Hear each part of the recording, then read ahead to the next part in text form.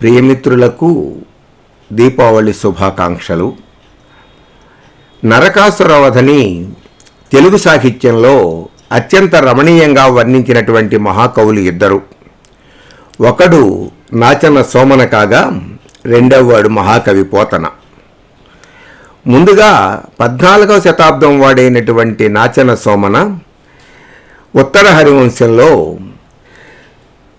నరకాసురవధ ఘట్టాన్ని, సత్యభామాదేవి చేసినటువంటి యుద్ధాన్ని రమణీయంగా వర్ణించి తెలుగు సాహిత్యంలో వీరనారి అయినటువంటి సత్యభామ ఎలా యుద్ధం చేస్తుందో చూపించాడు.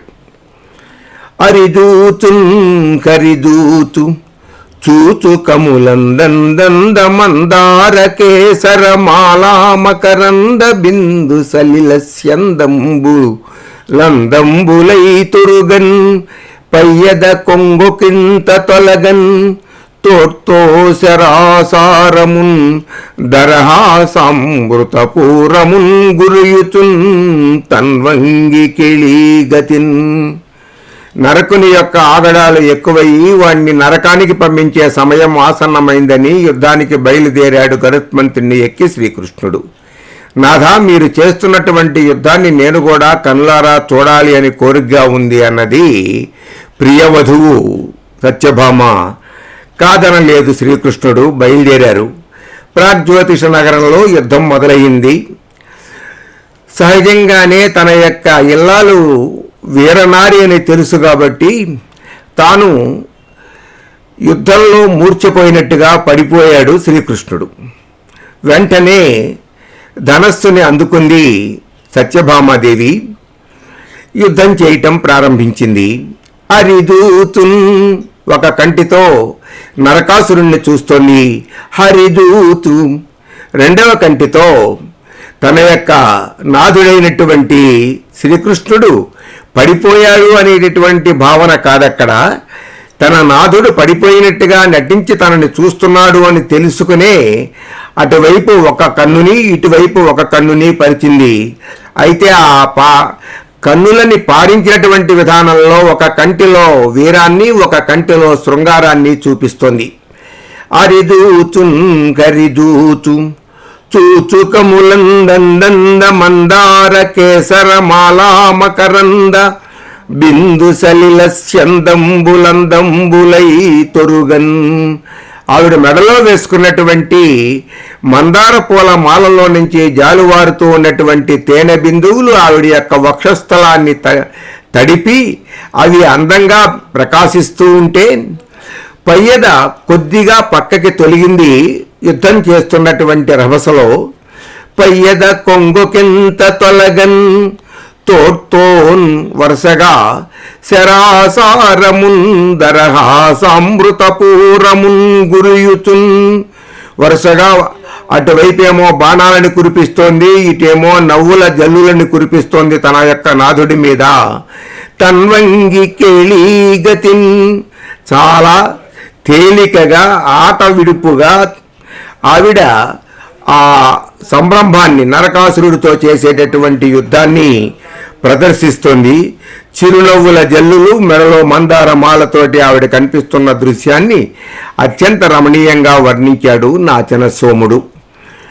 అరిదూచున్ కరిదూచు చూచుకములందంద మందార కేసర మాలా మకరంద బిందు సలిలస్యందంబులందంబులై తొరుగన్ పయ్యద కొంగుకింత తొలగన్ తోర్తో శరాసారమున్ దరహాసామృతపూరమున్ కురుయుచున్ తన్వంగి కేళీగతిన్. అందము పద్యంలోనూ ఉంది, మందార మాలలోనూ ఉంది, ఆవిడ చూసేటటువంటి చూపుల్లోనూ ఉంది. దరహాసామృత పూరము ఆ దరహాసం అనేటటువంటి అమృతాన్ని నింపుతూ భర్త వైపు, బాణములు అనేటటువంటి వాటితోటి శత్రువుని ఓడిస్తూ ఉన్నటువంటి, శత్రువుపై పోరాడుతూ ఉన్నటువంటి స్థితిని వర్ణిస్తున్నాడు కవి. అయితే ఇదే ఘట్టాన్ని మహాకవి పోతన తన యొక్క ఆంధ్ర మహాభాగవతంలో తీసుకున్నాడు. అది ఇలా సాగింది. యుద్ధానికి సిద్ధమై వస్తూ ఉన్నటువంటి నరకాసురుణ్ణి చూసిన సత్యభామాదేవి ఇంకా ఏమాత్రం ఆలస్యం చేయకుండా వెంటనే వాలుజడ ముడివేసింది, చీర ముడి బిగించింది, ఆభరణాలను చక్కజేసుకొని పైటను సరిచేసుకుంది. ముఖం కాంతితో ప్రకాశిస్తూ ఉంటే మురాంతకుని కంటే ఒక అడుగు ముందుకేసి నిలబడింది సాత్రాజితి. సమర సన్నద్ధ అయినటువంటి తన భామను చూసి మురిసిపోయాడు మురారి. లేమా, ధనుజుల గెలవగలేమా, నీవేళ కడగి లేచితివిటురా, లే మాను మానవేని లేమా విల్లందుకొనుము లీలంకేలన్నన్నాడు శ్రీకృష్ణుడు. అది పోతన గారి శైలి. లేమా, ధనుజుల గెలవగలేమా, ఏమమ్మా మేము శత్రువుల్ని రాక్షసుల్ని సంహరించలేమా, లేమా నీవేళ కడగి లేచితివిటు, నువ్వెందుకు లేచి నిలబడి చీర కొంగు బిగించి యుద్ధానికి సిద్ధమవుతున్నావు, ఇటురా, లే మాను మానవేనిన్, ఆపమ్మా నీ ఆరాటాన్ని ఆపు, లేదంటావా, లేమా విల్లందుకొనుము లీలంకేలన్, అయితే ధనస్సు తీసుకో, ఇదిగో యుద్ధం చెయ్యి అన్నాడు మురారి. బంగారు కంకణాల సుమధుర ధ్వనులు వింటినారితో స్నేహం చేస్తూ ఉంటే, చెవి కమ్మలలోని మణుల కాంతులు చెక్కిళ్ల మీద ప్రతిఫలిస్తూ ఉంటే, క్రీగంటి చూపుల ధవళ కాంతులు బాణకాంతులను కప్పివేస్తూ ఉంటే, బాణాలను ప్రయోగించటం మూలంగా కలిగిన శబ్దం శత్రు సైన్యాల ఆర్తనాదాలను మింగివేస్తూ ఉంటే, వీరము శృంగారము భయము రౌద్రము విస్మయాలు కలిసి సత్యభామగా రూపొందాయా అన్నట్లు సత్యభామ బాణం తొడగటం, ఎక్కు పెట్టడం, ప్రయోగించటం కూడా గుర్తించలేనంతగా వేగంగా యుద్ధం చేయటం ప్రారంభించింది.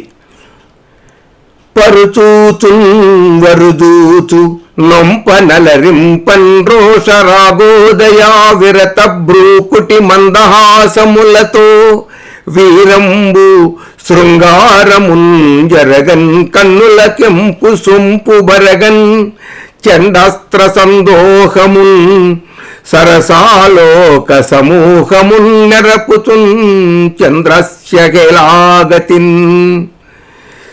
అక్కడ నాచన సోమన కేళీగతిన్ అన్నాడు. కానీ పోతన గారి యొక్క శైలి, పోతన పద్య నిర్మాణము వేరు కదా. పరుజూచున్ వరుచూచు, ఒక కంటితో శత్రువుని మరొక కంటితో తన నాథుడైనటువంటి కృష్ణుణ్ణి చూస్తూ, నొంపనలరింపన్, ఆ సౌందర్యం ఎలా ఉందిట అంటే, రోషరగోదయా విరత భ్రూకుటి మందహాసములతో వీరంబు శృంగారమున్ జరగన్. కోపము అనురాగము ఈ రెండూ కూడా ఒకేసారి రావటంతో విరత భ్రూకుటి కనుబొమ్మని ముడివేస్తోంది, అలాగే చిరునవ్వుని చిందిస్తోంది. కోపాన్ని శృంగారాన్ని కూడా రెండింటినీ రెండు కళ్ళ నుంచి ప్రవహింపచేస్తూ కన్నుల కెంపు సొంపు బరుగన్, కళ్ళల్లో నుంచి ఒక కంటిలో నుంచి ఎరుపుని, ఒక కంటిలో నుంచి తన యొక్క నాథుని మీద ప్రేమను ప్రకటిస్తూనే చండాస్త్ర సందోహమున్, భయంకరమైనటువంటి బాణాల యొక్క సమూహాలని, సరసాలోక సమూహమున్, తన యొక్క నాథుడైనటువంటి కృష్ణుని మీదేమో సరసమైనటువంటి చూపులని, శత్రువు మీద భయంకరమైనటువంటి బాణ సమూహాలను నెరపుతున్ చంద్రస్యహేలాగతిన్. ఈ విధంగా చంద్రబింబం వంటి ముఖము కలిగినటువంటి సత్యభామ యుద్ధం చేస్తోంది అని, వీర శృంగార రసాలు ఆకారం దాల్చినట్లు చంద్రానన అయిన సత్యభామ నరకాసురుని శ్రీకృష్ణుని చూస్తూ రోష రాగాలను కనుబొమ్మ ముడితో మందహాసంతో ప్రకటిస్తూ, సోగ కన్నులతో నాథుని చూస్తూ, కోపపు కన్నులతో నరకుని తిరస్కరిస్తూ అతి విలాసంగా అలవోకగా యుద్ధం చేయసాగింది. అప్పుడు ఆవిడ యొక్క భంగిమ ఎలా ఉందో పోతన గారు ఇలా వర్ణించాడు. అలి నీలాలక చూడ నొప్పెసగే ప్రత్యాలీడ పాదంబుతో నలిక స్వేద వికీర్ణ కాలకలతో ఆకర్ణికానీతం సల్లలిత ధ్యానక పుంకదీధితులతో లక్ష్యావలోకంబుతో వలయాకార ధనుర్విముక్త విశిఖౌరాతాహతారాతియై. ఎడవ పాదాన్ని కొద్దిగా ముందుకు జరిపి నేలకు దట్టించి కుడికాలును కొద్దిగా ఉంచి చెమటను తడిసిన ముఖాన పడుతున్నటువంటి ముంగురులతో ఆకర్ణాంతము లాగబడినటువంటి అల్లెత్రాటిని పట్టుకున్న చేతి వేళ్ల గోళ్ల కాంతులతో లక్ష్యాన్ని ఖచ్చితంగా భేదిస్తూ వలయాకారంగా వంచబడినటువంటి ధనస్సు నుండి వదిలిపెడుతున్న బాణ పరంపరలు శత్రు సమూహం చీల్చి చెండాడుతూ సింహగర్జన చేసింది. వీరనారి సత్యభామ. నరకుడు నేలకూలాడు.